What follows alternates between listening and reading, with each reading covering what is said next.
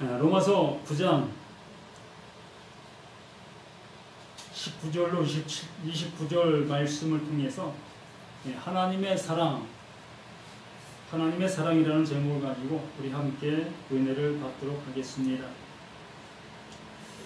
정말 하나님의 사랑이 우리에게 있게 되어졌을 때에, 하나님의 사랑이 내게 이룬바 되어졌을 때에 그 은혜 안에 내가 살아간다면 참으로 모든 것 속에서 감사하고 기뻐하고 즐거워하고 또한 만끽하며 살아갈 수 있는 우리 모두가 되어줄 수 있습니다.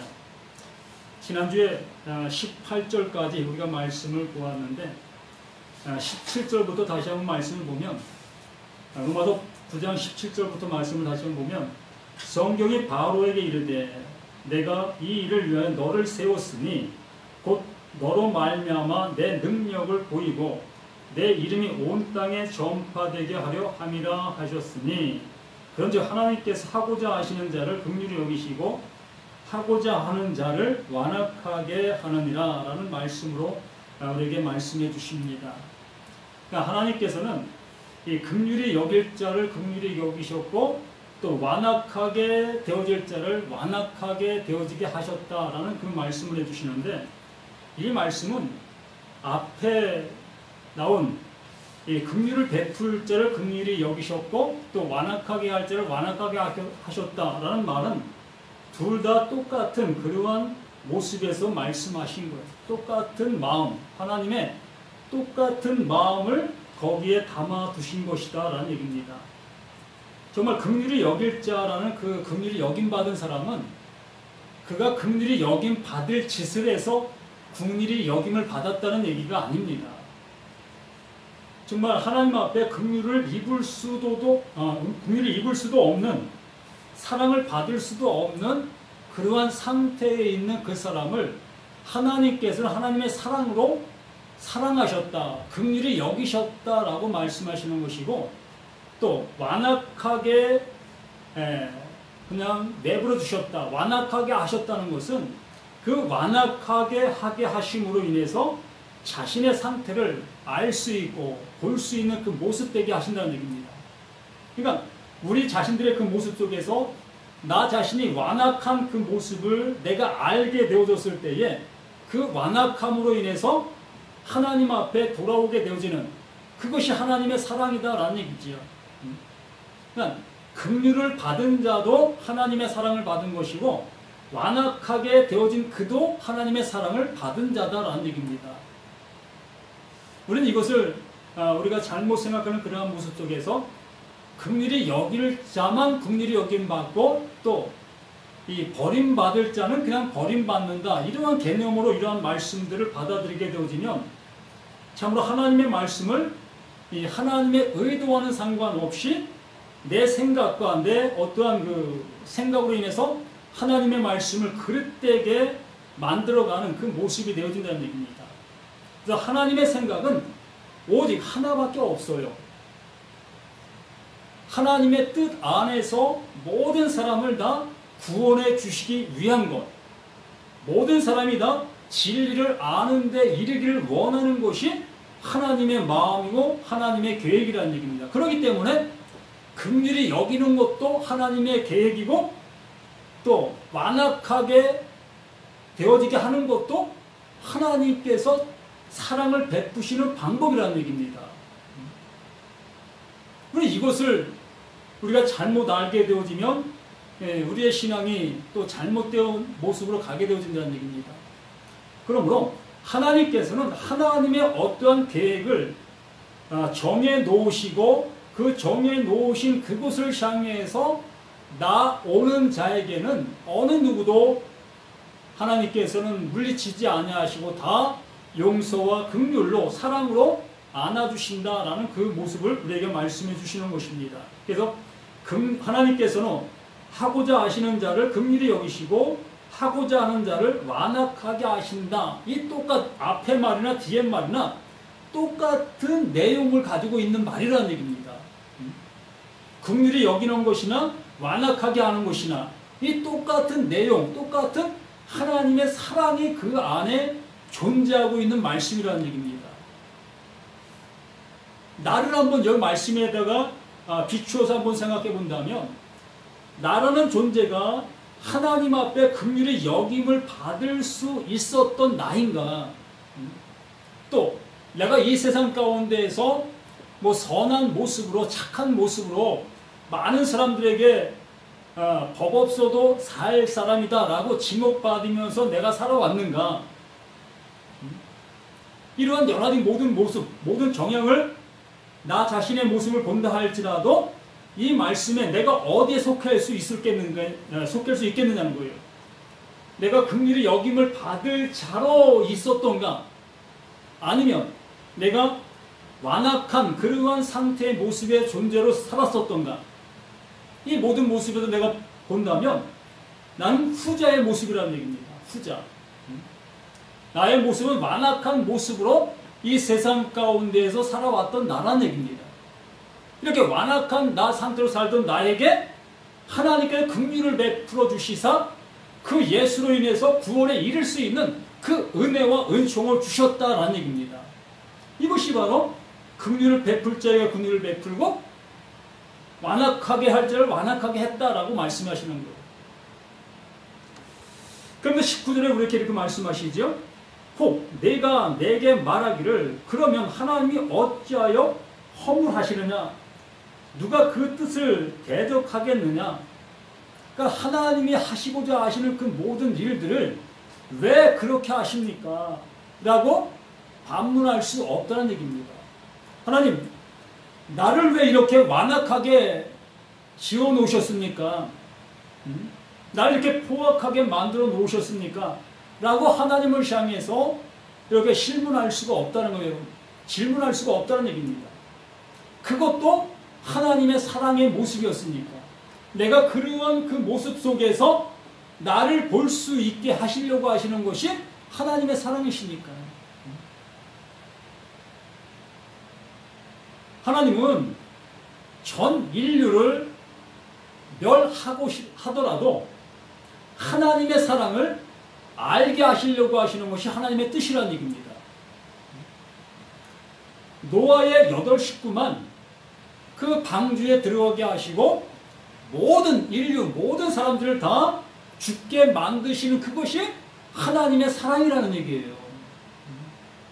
우리가 볼 때는 그것을 어찌 하나님의 사랑이라고 얘기할 수 있겠느냐는 것입니다. 도저히 하나님은 사랑의 하나님이라고 우리 입에서, 우리 마음에서 나올 수 없는 그러한 모습 아니겠습니까? 어찌 전 인류를 멸하시고 그 8명만 그 방주로 들어가게 만드셨느냐? 이렇게 우리가 본다면 그 하나님은 참으로 포악한 하나님 중에 포악한 하나님으로 여길 수밖에 없다는 얘기입니다. 그런데 이러한 질문을 그 하나님 앞에 할 수 없다는 얘기입니다. 왜? 우린 지음받은 자이기 때문에. 그것도 하나님께서 하나님의 일을 위하여 그렇게 하신 것이기 때문에. 그래서 20절에 이 사람아 내가 누구기에 감히 하나님께 반문하느냐? 지음을 받은 물건이 지은 자에게 어찌 나를 이같이 만들었느냐 말하겠느냐. 나의 상태 그 모든 모습을 통해서 나의 모습을 아는 자가 되어져야지 날 왜 이렇게 만드셨습니까? 좀 잘난 자로 좀 만들어 주시지. 아니면 뭐 돈 많은 부모를 만나게 해주시던가, 아니면 잘 사는 나라에 태어나게 하시던가, 이렇게 해주시지 왜 하필 이 모습, 이 모양으로 나를 지으셨습니까? 라고 하나님 앞에 질문할 수가 없다는 얘기. 왜? 지금 내 이 모습이 내가 하나님 앞에 돌아올 수 있게 되어지는 가장 좋은 모습이기 때문에. 하나님께서는 나를 이 모습 되게 한 그것이 하나님의 가장 큰 사랑을 주신 것이라는 얘기입니다. 이것을 우리가 깨달을 수 있겠습니까? 내 모습을 보면서 하나님, 아멘, 감사합니다 라는 그 고백이 나올 수가 있겠느냐는 겁니다.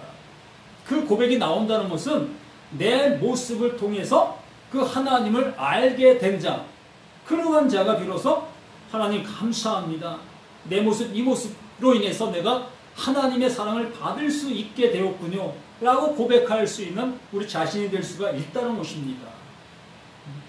그러면서 21절에 말씀하시죠. 토기장이가 진흙 한 덩어리로 하나는 귀에 쓸 것을, 하나는 천에 쓸 것을 만들 고난이 없느냐. 토기장이가 진흙 한 덩어리를 이겨서 그 한 덩어리를 쪼개요. 반 덩어리는 귀한 글쓰로 만들고 그 반 덩어리는 천이 쓸 것을 만든다. 그 토기장의 마음이라는 얘기입니다.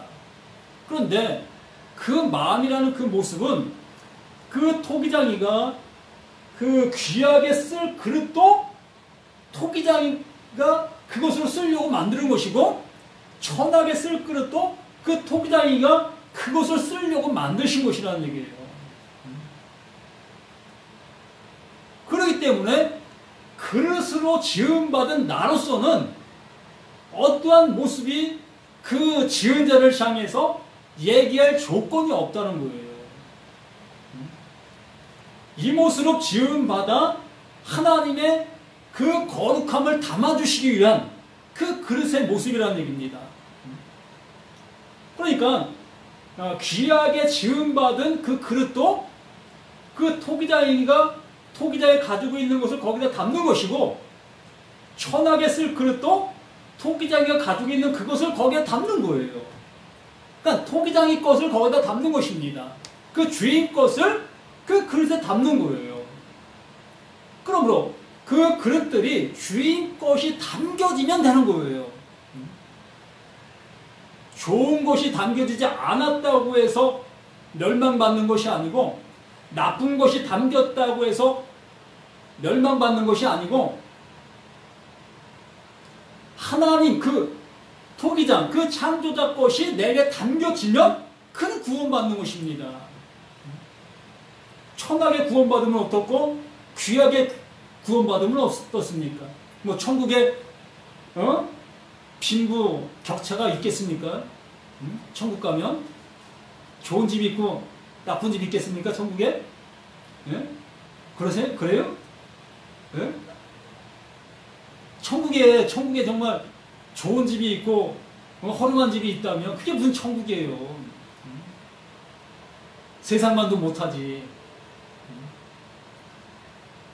천국은 하나님의 것으로 사는 거예요. 하나님의 것으로. 하나님의 통치하심으로 통치받으면서 그 안에 살아가는 거예요.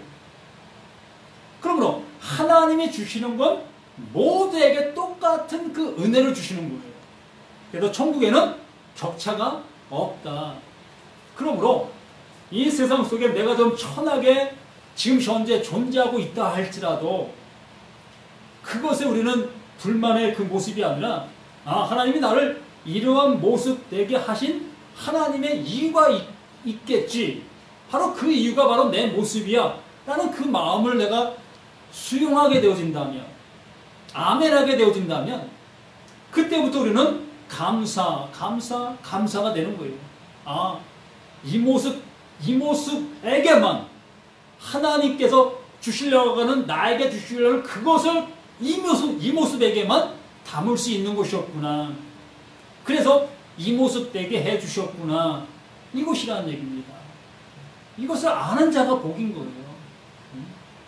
그래서 토기장이가 진흙 한 덩어리로 하나는 귀에 쓸 그릇을, 하나는 천에 쓸 그릇을 만들 권한이 없느냐. 그 토기장이가 원하는 대로 짓는다는 얘기예요. 만든다는 거예요. 우리도 그 하나님이 원하시는 대로 나를 지으신 거예요. 하나님이 원하시는 대로 모세를 지었고, 하나님이 원하시는 대로 바로를 지었다는 얘기예요.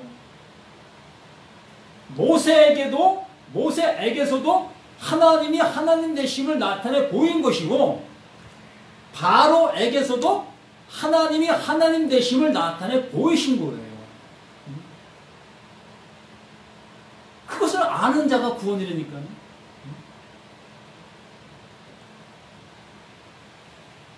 그리고 22절, 만일 하나님이 그의 진노를 보이시고, 하나님 그의 진노를 보이시고 그의 능력을 알게 하고자 하사. 그러니까 진노를 보이시고 그의 능력을 알게 하시는 그것, 이것이 우리에게 중요한 거예요. 하나님이 그의 진노를 보이시고 그의 능력을 알게 하고자 하사 멸하기로 준비된 진노의 그릇을 오래 참으심으로 관용하시고, 멸하기로 지음받은, 우리가 이걸 자꾸 바로로 생각하게 되어지는데, 바로는 이미 이 세상에 없는 사람이잖아요. 이 말씀은 그 바로에게 하셨지만 지금 이 말씀 앞에 있는 나에게 하신다는 얘기입니다. 그럼 바로가 누가 되는 거예요? 내가 되는 거예요. 내가 바로가 되는 거예요. 하나님께서 나를 그 모습으로 지었다. 그 지었는데 나의 진노를 너희에게 알게 해주는 그 모습을 통해서 하나님이 하나님 되심을 너희는 알라. 볼 수 있게 되어져야 한다. 또한 나를 영원히 멸하시기로 나를 작정하셨다면 지금 우리는 이 세상 가운데 존재하지 않아야 된답니다. 없어져야 한다는 얘기예요. 그러나 하나님은 나를 지금까지 관용하시고 참으시고 이렇게 하나님의 말씀을 들을 수 있는 그 은혜를 주시는 거예요. 이게 은혜인 거예요. 하나님이 그의 진노를 보이시고 그의 능력을 알게 하고자 하사 멸하기로 준비된 진노의 그릇을 오래 참으심으로 관용하시고, 누구를 향해 관용하셨어요? 나를 향해서, 우리 모두를 향해서 하나님은 관용하신 거예요. 참으신 것입니다.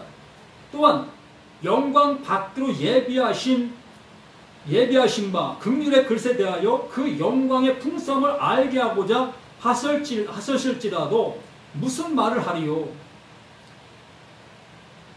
이스라엘 백성들을 하나님께서 긍휼히 여기시려고 그들을 택하셨고 그들에게 많은 복을 주셨습니다. 그런데 그들이 가나안 땅을 들어가지 못했습니다. 긍휼을 주시려고 택한 그들의 긍휼을 안 주셨다는 얘기예요. 참 신기하잖아요. 지금 이 시대 속에서 보더라도 이스라엘 백성들이라고 하는 그 이스라엘 나라 사람들, 그 택함 받았다고 하는 그들은 긍휼히 여김을 받기 위해서 그들에게 말씀을 주셨고 하나님의 은혜로 그들을 함께 하셨던 그 모습 속에 있었는데, 그들은 하나님이 보내주신 그 긍휼, 그 예수를 영접하지 않았잖아요. 그 예수를 영접하지 아니함으로 인해서 그들에게 하나님의 진노가 쏟아지게 되어지게 됐고, 또 버림받기로 지음받은 이 이방 땅에 있는 모든 사람들, 진노를 받게 하시기 위해서 하나님의 그 진노를 드러내게 하시려고 지음받은 이 이방인 족속들, 이들이 진노를 받아야 될 그 모습인데도 불구하고 하나님께서 그 예수를 보내주시사 그 예수를 통해 대신 그 진노를 받으시게 하시고 우리를 긍휼히 여겨주셨고, 이 말씀을 하시는 거예요. 바울은 이것을 너무 절절하게 알게 되어졌고, 이 알게 된 이 모습을 이 바울의 모습 속에서 이렇게 우리를 향해서 외치고 있는 것입니다. 누가 하나님 앞에 잘난 자냐? 누가 하나님 앞에 못난 자냐? 어느 누구도 하나님 앞에 잘났다 못났다 얘기할 수 없다. 그들 모두에게 다 하나님의 사랑은 동일하게 흘러가고 있다. 그것을 알아먹는 자만 구원받는다 라고 말씀해 주시는 이 말씀들이라는 얘기입니다. 이렇게 풍성을 알게 하고자 하셨을지라도 무슨 말 하리요? 이 그릇은 우리니 곧 유대인 중에서뿐 아니라 이방인 중에서도 부르신 자니라. 이렇게 하나님의 은혜를 알게 되어지는 자들, 이들이 부름받은 자들이라는 얘기예요. 그 진노 그 자리에서 부름받았고 그 긍휼 그 자리에서 부름받은 자들이 예수 앞에 있는 자들이라는 얘기입니다. 그 예수를 구세주로 영접한 그들이 하나님의 은혜를 입은 자들이라는 거예요.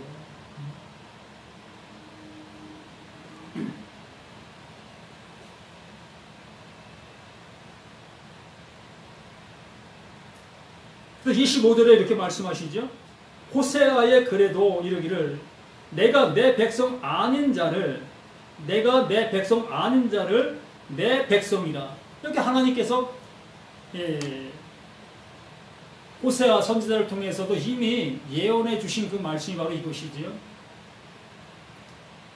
내가 내 백성 아닌 자를 내 백성이라, 사랑하지 아니한 자를 사랑한 자라 부르리라. 이것이 호세아에게 예언해 주셨던 하나님의 마음이었다는 얘기입니다. 이러한 모습 속에 있었던 그 이스라엘 백성들은 자신들은 늘 생각하는 그 모습 속에서 나는 하나님의 선민이야, 나는 하나님을 아버지라고 부르고 나는 하나님의 백성이야 라는 그러한 자긍심과 자부심 속에서 그들은 살았습니다.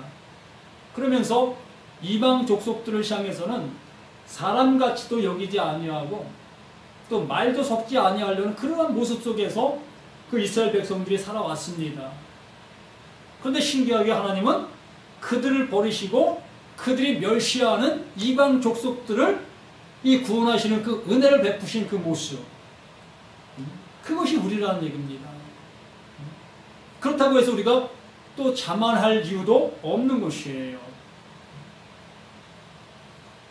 이렇게 하나님의 은혜를 아는 자만 구원받는다는 얘기예요. 이방 족속들 다 구원받는 것도 아니고 또 이스라엘 백성들 다 버림받는 것도 아니고 그들에게 하나님께서 베풀어 놓으신 그것을 아는 자들만 구원에 이르게 되어지는 그 모습이다라고 말씀해 주시는 것이지요. 그러면 26절에 너희는 내 백성이 아니라 한 그 곳에서 그들이 살아계신 하나님의 아들이라 일컬음을 받으리라. 자, 할렐루야 아니겠습니까? 정말 하나님을 찬양합니다. 외치는 그러한 모습이 아니겠습니까? 너희는 바로 누구예요? 바로 나라는 얘기입니다. 우리 모두, 이 말씀 앞에 있는 우리 모두가 너희는 내 백성이 아니라 하나님의 백성이 아니었던 거예요. 우리는 버림받았던 자들이라는 얘기입니다. 말씀을 들어도 들을 귀도 없었고 하나님을 알 수도 없었던 우리 자신들이었다는 얘기입니다. 너는 내 백성이 아니라 한 그곳에서 그들이 살아계신 하나님의 아들이라 일컬음을 받으리라 함과 같으니라. 우리는 하나님의 아들이 아니라고 그 유대인들이 지목하고 외쳤던 그 우리 자신들, 우리는 하나님의 아들이 아니었잖아요. 그러나 우리들이 이제 하나님의 아들로 일어나게 되는 어마어마한 복을 우리들이 받게 되어진 것이다라는 얘기입니다. 이게 하나님의 원하심이고 하나님의 뜻이다라는 얘기입니다. 긍휼히 여길 자를 긍휼히 여기고 또 버릴 자를 버리신다, 그러한 얘기가 아니고 그러한 그 모든 일들은 하나님께서 하나님의 뜻을 알게 하시기 위해서 그 모습이 되게 하셨다라고 말씀하시는 말씀이었다는 얘기입니다. 그러니까 모세가 하나님의 말씀을 들고 그 애굽 땅에 들어가 하나님의 역사를 외친 것이나 바로가 그 모세의 말을 듣지 아니하고 하나님이 역사하도록 그 마음이 강팍해진 것이나 그 둘 모두가 다 하나님의 말씀이었다라는 얘기입니다. 무엇을? 우리에게 말씀하시려고 하시는 말씀이었다는 거예요. 이게 내 사랑이다. 이것이 내가 너희를 구원하는 방법이야 라고 말씀하시는 것입니다. 그래서 모세와 함께 했던 그 이스라엘 백성들도 모두가 다 구원함을 받았다면 하나님 말씀이 바로 이것이었구나라고 알 수 있겠지만 아니었다는 얘기잖아요. 모세와 함께 했던 그 많은 백성들이 다 가나안 땅에 들어가지 못하고 그 광야에서 다 죽임을 당하고 새로 태어난 자들만이 그 가나안 땅에 들어가게 되어진 이 모든 모습, 이게 하나님이 행하시는 하나님의 사랑이다라고 말씀하시는 거예요. 그리고 이 바로와 함께 그 시대 속에서 하나님의 멸함을 받았던 그 족속들, 그 버림받은 그 족속들, 그들은 하나님의 백성이 아니라라고 지목받았던 그들에게 하나님께서 은혜를 베풀어 주시사 그들을 구원의 길, 하나님의 아들 되게 해주셨다. 이 얘기예요. 이게 우리에게 말씀하시는 말씀이라는 얘기입니다. 그리고 27절에 또 이사야가 이스라엘에 관하여 외치되 이스라엘 자손들의 수가 비록 바다의 모래 같을지라도 남은 자만 구원받으리라. 남은 자만, 모래알처럼 그렇게 많이 존재하는 이스라엘 백성들을 할지라도 하나님의 말씀의 그 약속을 따라 그 약속을 가진 자들만 구원받는다라는 얘기입니다. 그 약속을 아는 자들만, 그 약속을 따라 하나님이 이루신 그 이루심을 알게 되는 자들만 구원받는다라는 얘기입니다. 그래서 28절 주께서 땅 위에서 그 말씀을 이루고 속히 시행하시리라 하셨느니라. 주께서 땅 위에서 말씀하시고 그것을 다 이루신 그것이 어디였습니까? 십자가에서 이 모든 일을 다 이루신 것이잖아요. 그 이루신 그 모든 것이 바로 나라는 내 안에서도 동일하게 이것이 이루어지는 그 은혜가 있어야 되는 거예요. 그 약속의 기둥, 그 예수가 그 십자가, 그 저주를 받아 우리가 받아야 될 그 모든 저주, 그 모든 저주를 그 예수가 대신 받아 십자가에 죽을 때에 아 그렇구나, 내가 죽어야 될 그 모든 모습이었는데 그 예수가 죽으니 나도 그 예수와 함께 죽은 것이다. 예수님만 죽은 게 아니고요, 그 예수가 죽을 때 나도 함께 죽은 거예요. 나도 죽은 거라니까요.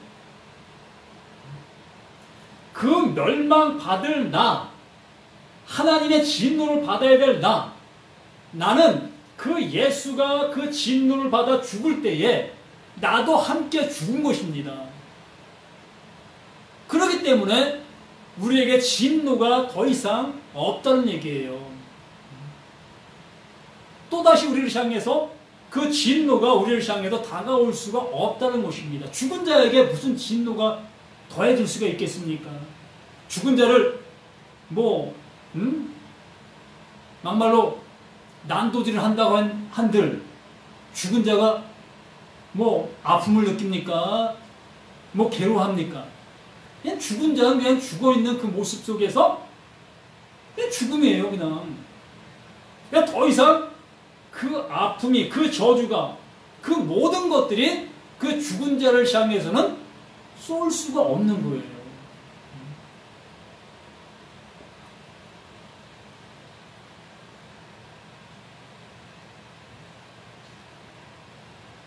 만일 또 이사야가 29절 또한 이사야가 미리 말한 바 만일 만군의 주께서 우리에게 씨를 남겨두시지 않았더라면 우리가 소돔과 같이 되고 고무라와 같으리로다.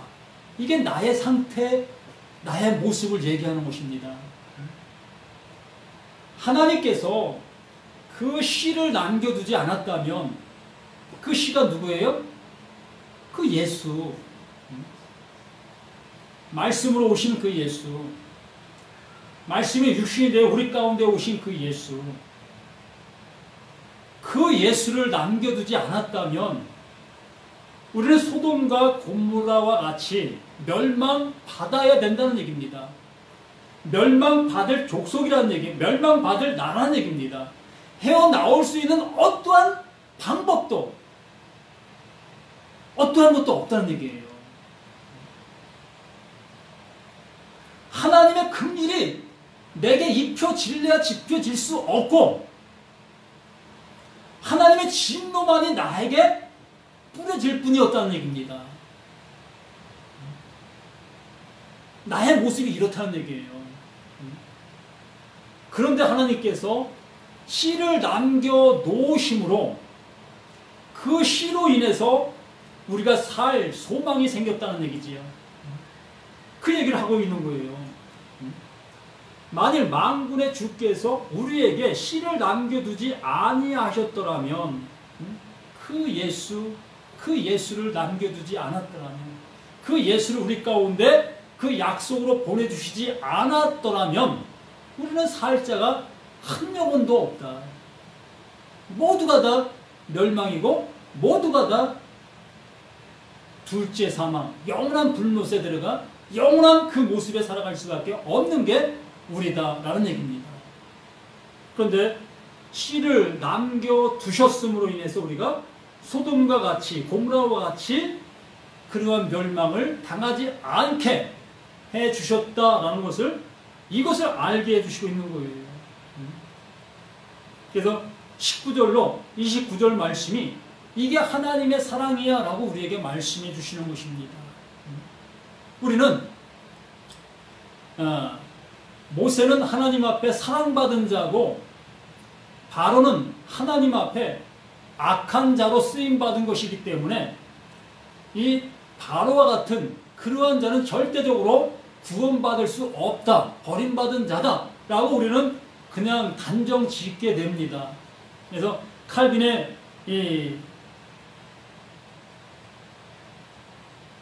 교리 속에서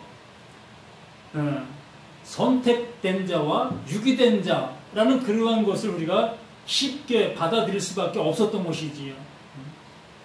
이런 말씀들을 보니까 그것이 너무나 맞는 것 같고 그것이 당연히 그렇게 된 것 같잖아요.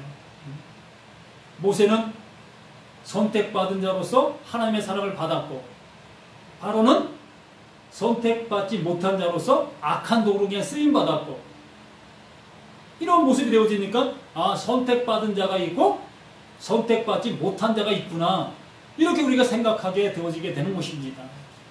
그런데 하나님은 선택받았다고 하는 그나 선택받지 못했다고 하는 그나 똑같이 이것이 내 사랑이야 라고 말씀해 주시는 구원의 말씀이었다는 얘기입니다.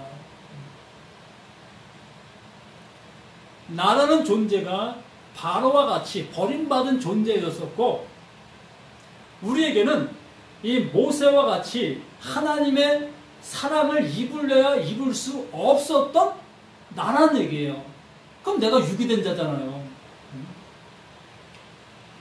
이 대한민국 모든 사람이 다 유기된 사람이라는 얘기잖아요. 대한민국 뿐입니까?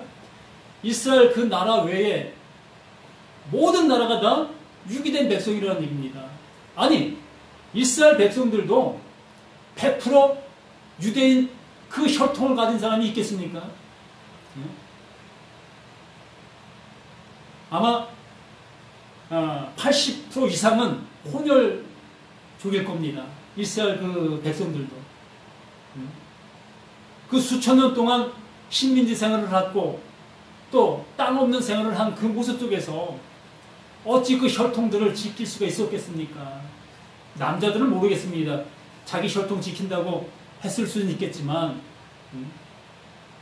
그게 쉽겠습니까? 혈통 지키기가. 이것처럼 참 부질없는 그러한 생각이 고정관념으로 뿌리박히게 되어지면 헤어나올 길이 없어요. 그래서 바로에게도 하신 그것이 하나님의 사랑의 모습을 우리에게 알게 해주시려고 하셨던 하나님의 방법이었고, 또 모세에게도 하나님께서 그렇게 해주신 그 모든 것도 하나님의 사랑을 우리에게 알게 해주시려고 했던 하나님의 방법이었다는 거예요. 그러므로 바로에게 한 것이나 모세에게 한 것이나 똑같은 그 모습이라는 얘기예요. 이것을 달리 보게 되어지는 그것이 우리 사람들의 모습이고, 그걸 달리 보게 되어지니까 이 성경 전체가 달리 보여질 수밖에 없고, 이 로마서 이렇게 말씀들을 보면 아, 바울이 이러한 모습으로 이렇게 기록한 것이구나, 이렇게 편협적인 생각들을 갖게 되어지게 될 수밖에 없고, 정말 서울 가보지 않은 사람이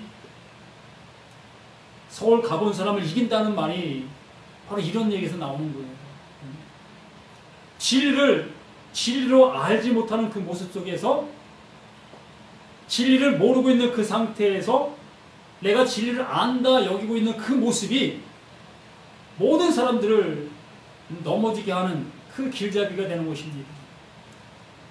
그러므로 오늘 이 19절로 29절 말씀이 바로 하나님의 사랑이 우리에게 이렇게 표현한 바 되셨고, 누구는 구원하고 누구는 안 구원하고가 아니라 하나님이 세워놓으신 그 모든 것 안으로 들어오는 그 모든 자들은 하나님의 긍휼을 입게 되어지는 것이고, 하나님의 사랑을 입게 되어지는 것이고, 하나님의 구원 안에 들어가는 그 복된 자가 되어진다는 것을 말씀해 주신 하나님의 사랑의 표현이라는 것을 우리는 이 말씀들을 통해서 잘 아셨으면 합니다. 그것이 내게 주시는 하나님의 진정한 사랑이신 것입니다. 기도합니다. 하나님 아버지 감사합니다. 이렇게 귀한 말씀으로 우리 모든 삶 속에 함께 해주시고, 그 말씀을 통해 우리 모든 것들이 일어날 수 있는 그 모습 되게 도와주시니 감사합니다. 진정 하나님의 사랑이 이렇게 우리에게 나타난 바 되었다고 말씀해 주신 그 사랑, 바로 그 사랑이 우리를 구원해 주시는 그 모든 모습인 것을, 나의 나된 상태의 그 모든 것을 아는 그것이 하나님의 사랑을 아는 그 모든 것인 것을 깨달을 수 있는 우리 모두가 될 수 있도록 도와주시옵길 원합니다. 그래야 진정 하나님의 사랑을 알아 하나님의 구원해 주시는 바 그 구원의 길에 온전히 설 수 있는 우리 모두가 될 수 있도록 도와주시기를 구원의 주 생명이 되시는 예수 그리스도 이름 받들어 간절히 기도드리옵나이다. 아멘.